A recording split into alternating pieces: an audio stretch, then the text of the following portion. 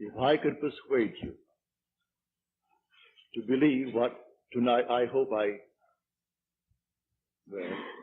will try to, your entire world would change. You hear the word God, the word Jehovah, the word Lord, the word Jesus, the word Christ, and you think of something other than yourself, one that is greater, one that you would worship. Tonight it is my purpose to show you that God and the eye of man are one. When you say, I am, that is the God of Scripture. Confined as you are, you think, how could it be? God created the universe and sustains it. And here I am, like a little worm, 10 years, and then I vanish. But now let us turn to Scripture. We turn now to the 16th chapter of Matthew. And the question is asked of the disciples, the followers, those who have heard him. And he said to them, who do men say that the Son of Man is? And they reply, well, some say John the Baptist, come again. Others, Elijah. Others, Jeremiah, or one of the prophets.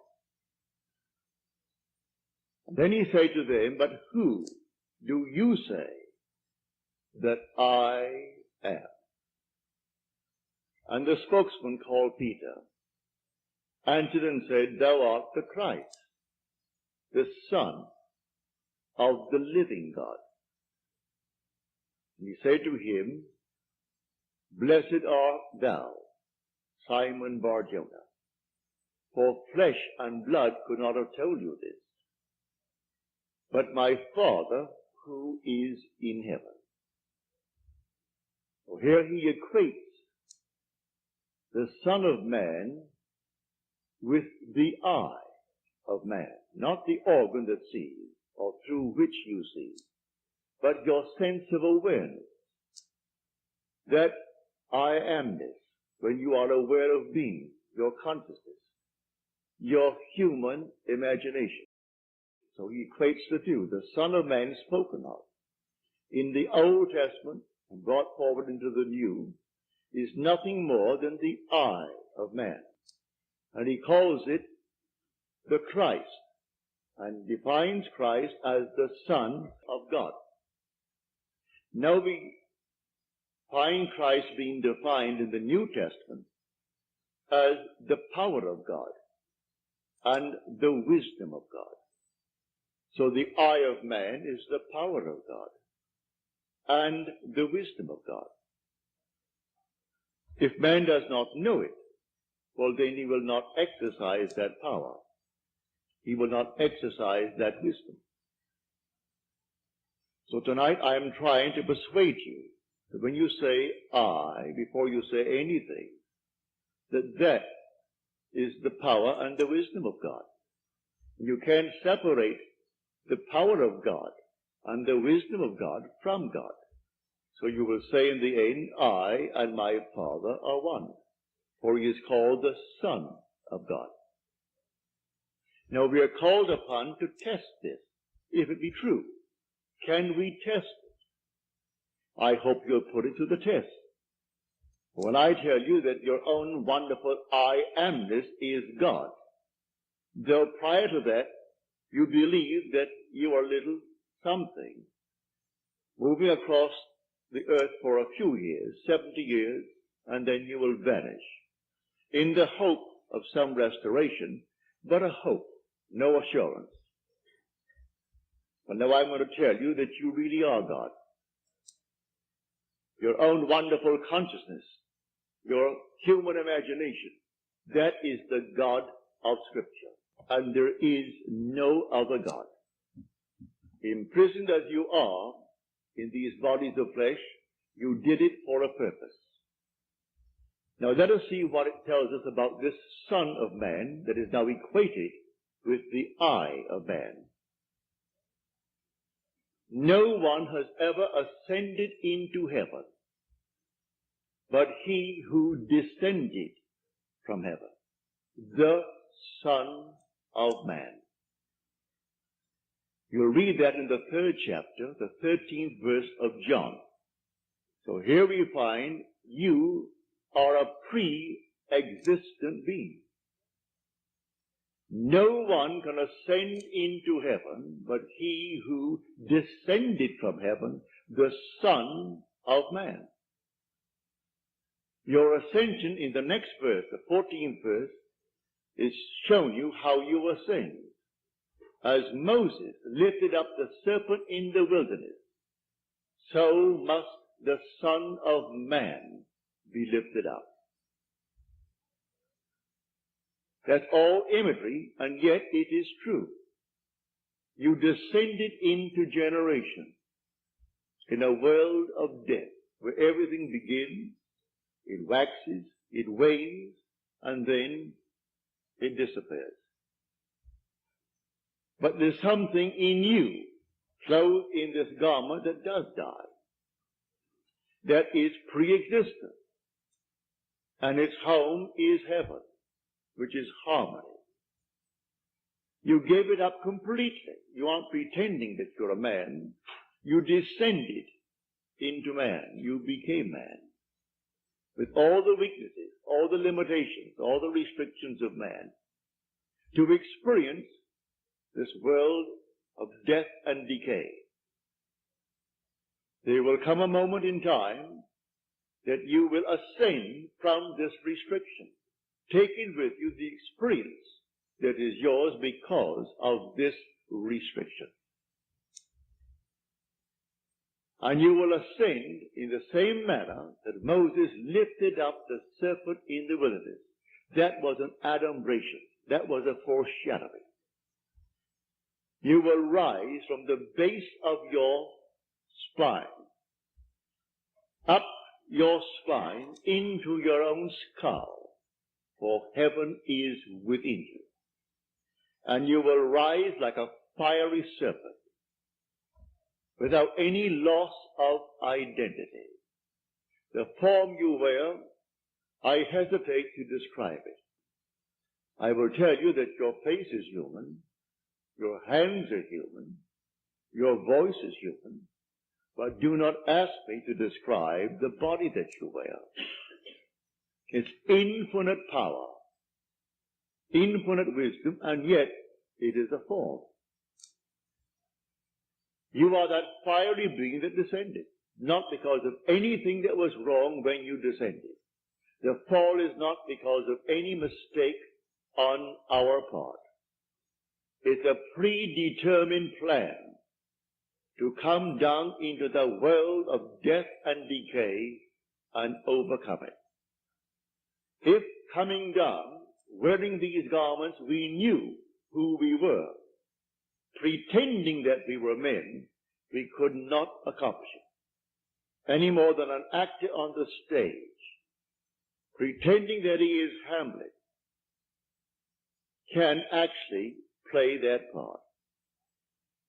He has to actually assume it, but even then it is still with a little something in his mind. He knows he is the great actor who tonight will go home to his lovely home, and he'll take off the garment and hang it up once more, and tomorrow he'll replay the play. You don't do that in this play of God. You don't take off the garment. You wear it for your 80, and if by strength, your 80, or maybe even longer, or shorter. But the eye of man is the God of Scripture. Put it to the test. Let me now, first of all, before we go into the testing of it, make clear what I said on the last lecture night, Friday night, prompted by a question that was asked here. For I had said in the previous lecture that there are ranks in heaven as they are on earth, for this is only a copy. Everything here is a shadow. It's a copy of the eternal realities. Believe me that when you say I, before you say I am John, I am Bill, I am this, I am that, I am the other, you are declaring yourself to be.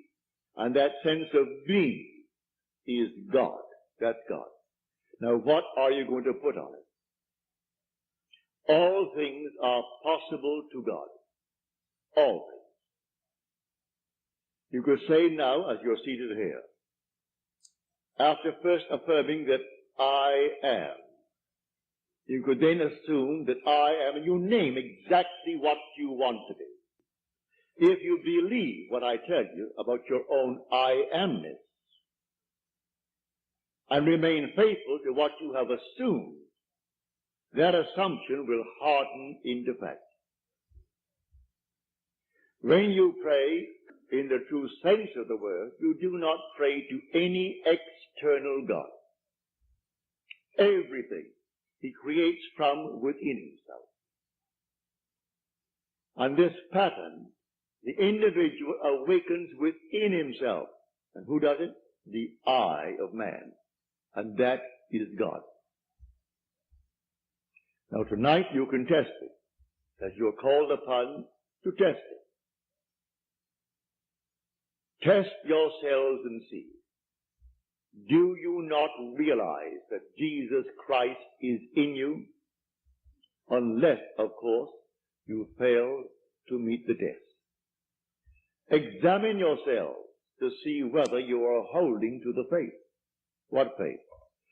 To have someone tell me that I am a Christian, or I'm a Jew, or a Mohammedan, and holding to that faith that they talk about? No. The faith that I'm talking about tonight. That your own wonderful I amness is God. Test it to see if you're holding to that faith. If you're holding to that faith, and all things are possible to God, you should be able to prove it in the testing. Having convinced myself through experience, I have come to the conclusion that because I am aware that I am, that is God. For if by him all things are made, and without him is not anything made that is made, and I start from scratch, only imagining a state, and then I boldly assume that it is real, that I am actually experiencing that state now. And then in the not distant future, that state crystallizes in my world. Well, then I have found God. I have found the source of the phenomena of life. My only concern then is to share it with others and tell them, for they're all one. We are one. No one is greater than the other, not fundamentally. In his claims of what he is in the world of Caesar, he has more money, or he has so-and-so and so-and-so, but basically the same creative power in the man tonight behind bars serving life is the same creative power of the one who sentenced him to life. Is the same being. There is only one God. Hear, O Israel, the Lord, our God, the Lord is one. And the word translated, the Lord, is Yod He Vav He. Properly translated is I am. When you go unto the people of Israel, and they ask you, what is his name? And you claim that the God of Abraham, and the God of Jacob, and the God of Isaac sent you. You say unto them, I am has sent me. That's my name forever. And by this name I shall be known throughout all generations. But man finds it difficult keeping the tense. And so he speaks of thou art, or he is. And he never actually comes down to the fundamental and knows that I am. I am the cause of the phenomena of my life, good, bad, or indifferent. I have to live with it and change my assumptions if I would change the world in which I live. But now, can I help a seeming other? I say you are myself pushed out. Can I help another? Yes, because there's only one. If your request of me comes within the framework of the golden rule, something that I would like done to me, then I can willingly help you. If you ask of me that which does not come within the frame of the golden rule, do not ask it of me. I grant you complete freedom to go elsewhere and go to anyone who will tell you they can do it in spite of what he said. Go ahead. But if anyone asks of me any request, all that I do is this. It's so simple. We are told in Scripture, whatever we ask of him, knowing that he hears it, it shall be done for us. If we know he hears it. Well, can you imagine you seated here on the surface of your being, a rational being, knowing something that the depth of your own being that encompasses you doesn't know? So you know, and you think, well, he doesn't know. Well, read that in the story of Ezekiel. You'll read it in the 38th chapter. And these are the elders of Israel that went into the dark room.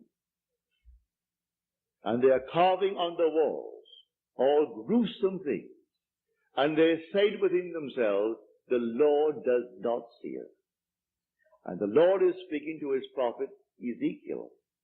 And he said, the elders of Israel say that I do not see them. And watch what they're doing, making all these abominable things within the great cavern. They will all reap them, because I see everything that the elders of Israel see. But they think because it's dark and it's a cavern, no one knows what he's doing. That God doesn't know it. I have said time and again, there is no fiction in this world. When you pray, go within and close the door of the senses. Deny all that seems so obvious. And your Father who is within will reward you openly. But commune with self, for you and the Father are one. So you commune with self. And what does he tell you? Exactly what was asked of you. He heard it, and he has all the ways and means that you on the surface of your being know not of. He will do it. You can ask anything of one if it comes within the framework of his code of ethics. Don't ask anyone who knows how to pray something that does not come within his golden rule. Do unto others as you would have them do unto you. Just as simple as that. And most of the requests would come within that rule. And so you simply hear it. And then you drop it completely. And in the depths of your own being, you're still hearing it. And the Father knows all means, all ways. And so he singles out the best way to externalize it.